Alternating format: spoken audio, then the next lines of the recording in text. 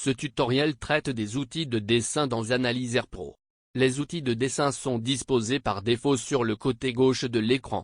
Différents outils de dessin fonctionnent tous de la même manière, nous allons donc examiner les outils de dessin sélectionnés. Les autres outils de dessin peuvent être utilisés de la même manière. Commençons par la ligne du haut, la ligne droite simple. Il est d'abord sélectionné par un clic gauche, puis vous déplacez la souris dans la zone d'écran où vous voulez positionner la ligne, appuyez sur le bouton gauche de la souris et tracez la ligne avec le bouton gauche de la souris appuyé. Dans de nombreux cas, vous voudrez définir des options différentes pour les objets graphiques. Cela fonctionne de la même manière pour tous les objets graphiques, marquez-les avec le bouton gauche de la souris pour que les symboles de marquage apparaissent à la fin, cliquez avec le bouton droit de la souris et ensuite sur Propriétés. La touche de raccourci pour cela est la touche Entrée. Dans les propriétés, vous trouverez différents onglets en fonction de l'objet graphique, par exemple la géométrie pour différentes spécifications géométriques ou les couleurs et lignes. Ici, nous pouvons par exemple changer notre ligne par un clic gauche et nous devons le confirmer en cliquant sur Appliquer. La flèche peut être dessinée de la même manière que la ligne droite. La flèche a la particularité de représenter également une dimension qui est indiquée au milieu de la flèche. La taille de la dimension peut également être spécifiée dans les paramètres inscrits dans le propriété. Vous pouvez dessiner un segment de cercle ou un rectangle de la même manière que les lignes droites. De nombreux objets graphiques, y compris le rectangle, peuvent avoir une couleur de fond. Pour ce faire, allez dans les propriétés et sélectionnez l'onglet Couleurs et lignes. Avec le bouton gauche de la souris, vous pouvez sélectionner la couleur de premier plan, avec le bouton droit de la souris, vous pouvez sélectionner la couleur de fond. Confirmez votre sélection en cliquant sur Appliquer. De plus, il est possible de remplir avec un modèle graphique. Dans la rangée de ces objets graphiques il y a toujours le rectangle arrondi ainsi que le cercle, que vous pouvez dessiner avec le bouton gauche de la souris.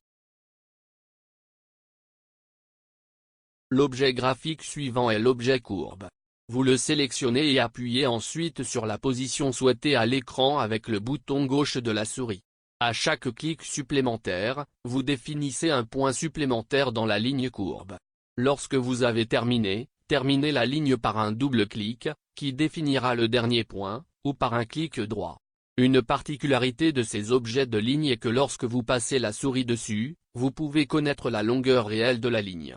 Ceci est utilisé, par exemple, pour mesurer des sections courbes. La polyligne fonctionne de la même manière que la ligne courbe, en reliant simplement les différents points par des lignes droites.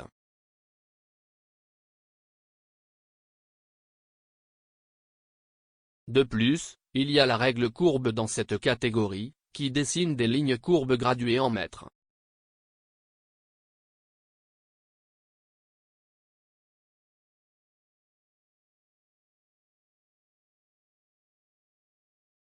Il existe plusieurs façons d'étiqueter les textes. D'une part, il faut mentionner le champ de texte, qui peut être ouvert à nouveau en appuyant sur le bouton gauche de la souris. Dès que le bouton de la souris est relâché, le champ de texte s'ouvre automatiquement et le texte peut être saisi. De plus, vous pouvez spécifier la police, la taille de la police, etc. Confirmez votre saisie avec le bouton Appliquer. Une autre possibilité est la flèche avec écriture. Il est d'abord sélectionné par un clic gauche, puis vous déplacez la souris dans la zone d'écran où vous voulez positionner la flèche, appuyez sur le bouton gauche de la souris et déplacez-le jusqu'à la position voulue, le champ de texte apparaît automatiquement quand relâchez le bouton. Ensuite, nous examinerons l'outil de passage à niveau zèbre. Sélectionnez-le et faites-le glisser avec le bouton gauche de la souris maintenu enfoncé. Dès que vous relâchez le bouton gauche de la souris, le champ de réglage apparaît automatiquement, où vous pouvez spécifier les différents paramètres. En outre, il existe des paramètres prêts à l'emploi pour les places de parking et les lignes de commande. Si vous avez fermé le champ et que vous souhaitez modifier les paramètres par la suite, vous pouvez bien sûr le faire à tout moment via les propriétés. Il est souvent nécessaire de faire des objets graphiques différents, que vous ne voulez plus voir dans l'esquisse, visibles et cachés. La suppression de ces lignes n'est pas payante, car on pourrait en avoir besoin plus tard dans certaines circonstances. À cette fin, vous pouvez placer des objets graphiques dans différentes couches de l'analyseur. Allez dans les propriétés de l'objet graphique, puis dans l'onglet propriétés de l'objet. Ici, vous pouvez sélectionner que l'article d'exécution doit être commutable et se situer dans une couche correspondante. Confirmez votre sélection en cliquant sur Appliquer. Vous verrez que le calque correspondant est mis en surbrillance une fois le masque terminé. L'objet graphique peut maintenant être activé et désactivé. Ensuite, nous regardons l'intersection et le rond-point. Ces deux-là fonctionnent par analogie. Dans la barre de menu, sélectionnez d'abord l'objet que vous souhaitez dessiner, puis appuyez sur la position souhaitée à l'écran. Le champ de réglage s'ouvre, dans lequel vous pouvez sélectionner les différents paramètres géométriques et terminer votre sélection avec OK. La route fonctionne de la même manière que la ligne courbe. Cliquez sur le chemin désiré avec le bouton gauche de la souris et, dès que vous avez terminé, terminez-le en double-cliquant ou en cliquant avec le bouton droit. Vous pouvez ensuite sélectionner à nouveau différents réglages pour la route et confirmer avec OK. L'analyseur contient une base de données pour les panneaux de signalisation. Sélectionnez l'icône du panneau de signalisation, appuyez sur la position souhaitée à l'écran et la fenêtre de recherche de la base de données s'ouvrira. Vous pouvez utiliser les boutons de gauche pour passer rapidement aux différents caractères, puis cliquez avec le bouton gauche de la souris pour sélectionner un caractère. Après l'affichage du panneau de signalisation en 2D et en 3D, il existe différents réglages 3D dans la partie droite de la fenêtre. Dès que vous avez sélectionné tous les paramètres en conséquence, vous pouvez cliquer sur Charger et le panneau de signalisation s'affiche à l'endroit approprié. L'outil de dessin suivant dans la liste est la répétition de positionnement. Dès que vous cliquez sur l'échantillon de positionnement, une boîte de dialogue s'ouvre dans laquelle vous pouvez sélectionner le véhicule pour lequel l'échantillon de positionnement doit être fabriqué. Les données géométriques du véhicule stockées dans chaque cas sont ensuite stockées sous la forme d'une silhouette ou, si nécessaire, sous la forme d'un DXF. Il est important de noter ici qu'il ne s'agit que d'une image d'un véhicule qui n'est utilisée qu'à des fins de marquage. Il n'est pas possible de donner à ces marqueurs des données de temps de parcours ou similaires. Lorsque vous avez terminé, vous pouvez terminer la répétition de positionnement par un clic droit ou par un clic sur Terminer. Ensuite, nous traiterons du traitement et de l'insertion de l'image.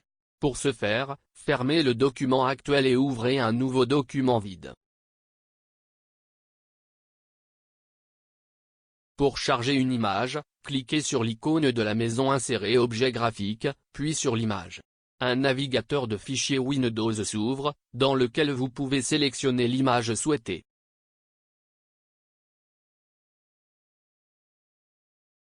La première étape consiste à mettre l'image à l'échelle. Pour ce faire, marquez l'image d'un clic gauche, puis sélectionnez Scale avec le bouton droit de la souris. Une fenêtre apparaîtra vous informant que vous devez maintenant marquer une distance que vous connaissez.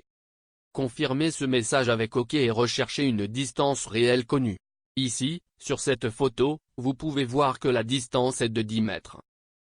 Déplacez donc la souris au début de cette ligne, appuyez sur le bouton gauche de la souris et maintenez-le enfoncé, faites-le glisser jusqu'à la position finale, puis relâchez-le. Le programme vous demandera alors d'indiquer combien de mètres cela représente en réalité. Dès que vous confirmez, l'image est automatiquement mise à l'échelle. Analyseur Pro offre de nombreuses possibilités pour le traitement des images. Pour ce faire, allez dans les propriétés de l'image. Le point culminant est la transparence. Si vous sélectionnez ce point, vous pouvez utiliser le curseur pour donner à l'image un certain degré de transparence. Ceci est particulièrement utile si vous souhaitez superposer différentes esquisses ou images les unes sur les autres. Vous pouvez aussi rendre certaines couleurs perméables avec la section suivante. Ici, j'ai par exemple sélectionné vert et j'augmente maintenant pas à pas la tolérance. De ce fait, toutes les parties vertes avec une tolérance croissante sont de plus en plus effacées. Ici vous avez quelques options supplémentaires avec lesquelles vous pouvez changer l'image. Cela peut conduire, par exemple, à des traces qui n'étaient pas visibles avant d'être mieux visibles sur une image négative, par exemple, etc. Dans la zone inférieure, vous pouvez recadrer l'image en conséquence.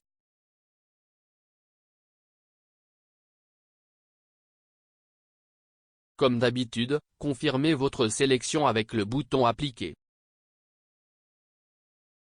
Tous les objets graphiques peuvent avoir la propriété arrière-plan. Vous pouvez sélectionner cette propriété en cliquant avec le bouton droit de la souris sur Propriétés, Propriété de l'objet. Les images ont cette propriété activée par défaut. Qu'est-ce que cette qualité est bonne pour l'instant? Une fois que vous avez terminé votre croquis et que vous avez tout mis en place, vous ne voulez pas déplacer ou déformer accidentellement le croquis. Vous pouvez maintenant désactiver la sélection des objets d'arrière-plan. Appuyez n'importe où dans la zone d'image vide et cliquez avec le bouton droit de la souris. Vous pouvez voir ici que le mode de sélection des objets d'arrière-plan est activé. Si vous désactivez maintenant le mode de sélection, vous ne pouvez plus déplacer les objets d'arrière-plan. Si vous souhaitez toujours modifier quelque chose après coup, vous pouvez le réactiver à tout moment en cliquant avec le bouton droit de la souris. Il est également possible d'activer et de désactiver les images via le symbole paysage pour améliorer la clarté si nécessaire. Enfin et surtout, on montrera comment on peut faire pivoter les objets graphiques. Sélectionnez l'objet graphique et appuyez sur le bouton de rotation. La touche rapide pour cela est le R. Vous pouvez maintenant voir que les points à la fin se sont transformés en cercles. Vous pouvez maintenant toucher ce cercle et tourner l'objet en maintenant le bouton gauche de la souris enfoncé. Ceci nous permet d'arriver à la fin de ce tutoriel et je vous remercie de votre attention.